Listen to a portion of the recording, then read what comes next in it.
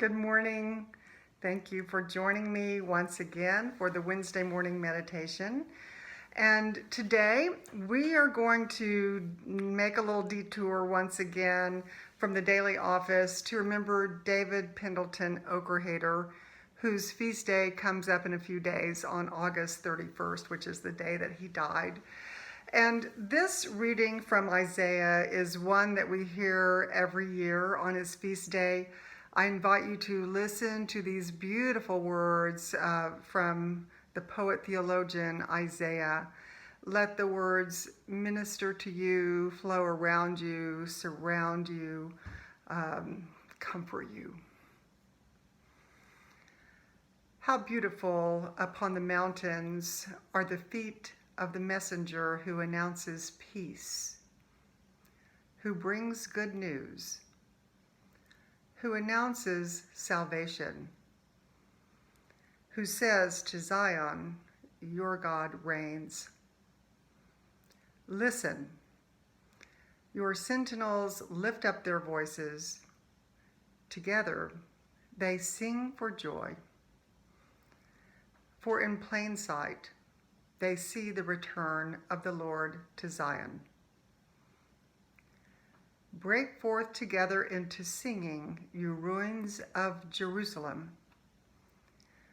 For the Lord has comforted his people. He has redeemed Jerusalem.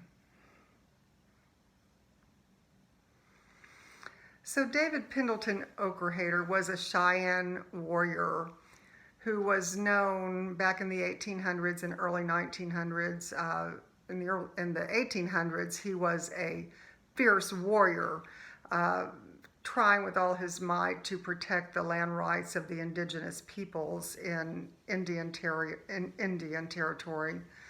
And he was deemed so dangerous by the U.S. Army that Oakerhater was captured by the U.S. Army and forcibly removed from his tribe, his family, his environment, his language. All that was familiar to him was stripped away, and he was taken to a foreign land in Fort Marion, Florida, and imprisoned there. And he was then a captive warrior. Well, while in prison, Oakerhater was introduced to our Anglo ways. And it is simply extraordinary to me, his story. That young warrior was moved, his heart was moved by the kindness of his captors. And through them, he discerned what he would know as the medicine of the love of Christ.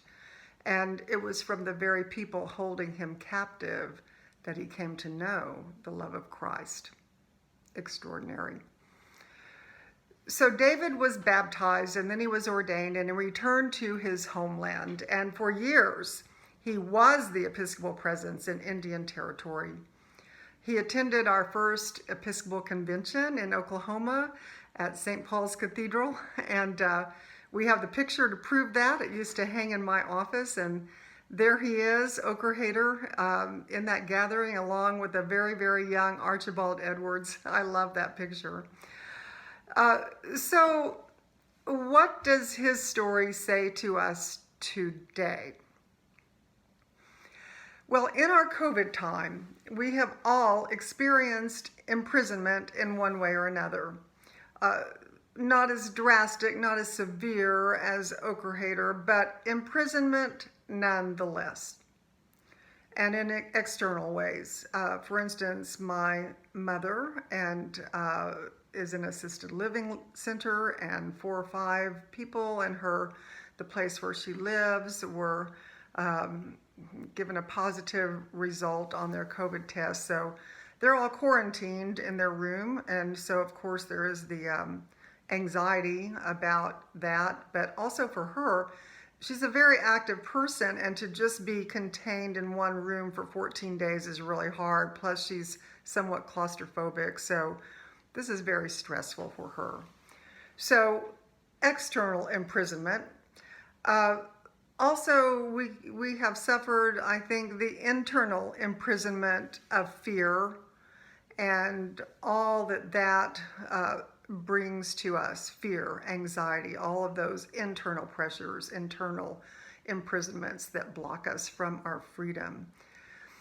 Well, for all of us, we do not have the freedoms that we had prior to early March, the freedoms that we once took for granted. And this is why I believe that it is really good to remember David Pendleton Oakerhater as we approach his feast day.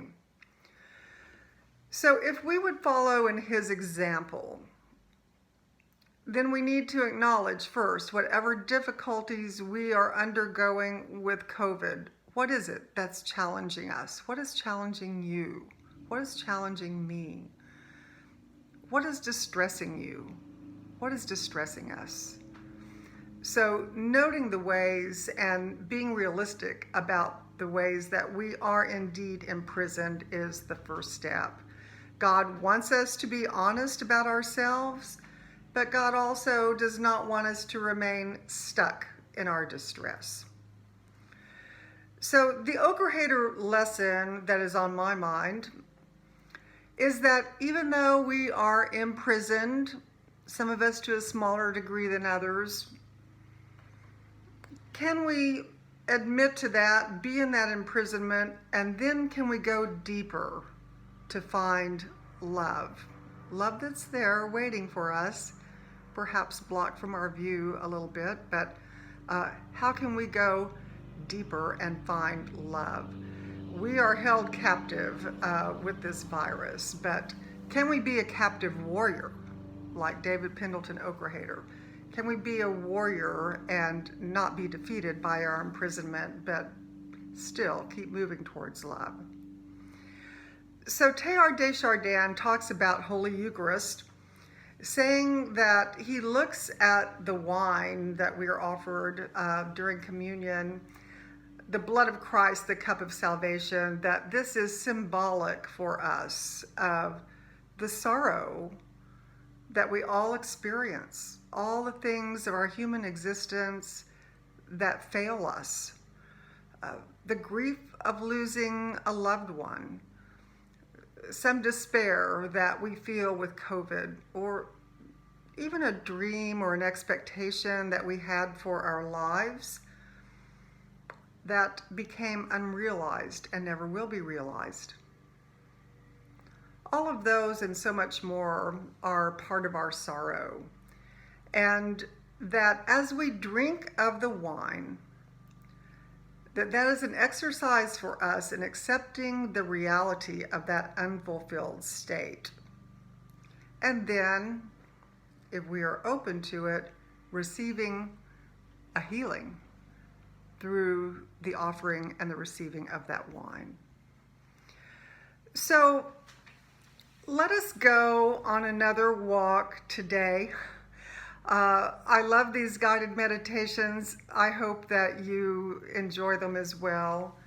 So as we turn to the flickering candle, then I invite you to lower your eyelids and see yourself walking down a road. Look down to notice what kind of road, what kind of path is revealed to you this day. Perhaps gravel, sandy, paved, or a path in the woods. Involve all of your senses. What do you hear? What is the temperature in the air? What's in the environment? What's in the landscape? What colors do you see?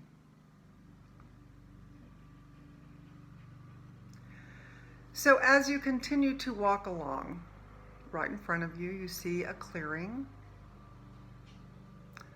And as you approach, you see people gathered there, and there is a man standing in that clearing, and people are gathered around him, listening intently. Look closely at that familiar stranger from your own vantage point. And then see if you can get close enough to hear him speaking. Notice and watch him as he lifts up a chalice of wine. And then he moves to offer it to the people. Just watch as the people receive a drink and notice their reaction as they drink. And now you yourself get closer because you want to take part. And as the chalice comes around to you and is offered to you, and as you reach for it, you now recall for just a moment whatever distressing emotions you have felt lately, whatever distress is holding you captive. Just notice it. Just notice for a moment. Feel it. And then, as you take a drink, a peace comes over you.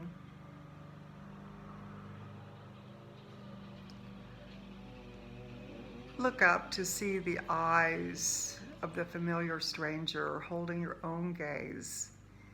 And now you realize this is your Jesus. And as he says to you, this is the blood of Christ. As you receive it and drink it, a marvelous healing comes over you, and you are enveloped in the mystery of peace. As you look again, Jesus has moved to the next person, but you are left with that sweet, sweet realization that the King of Peace has blessed, nourished, and strengthened you.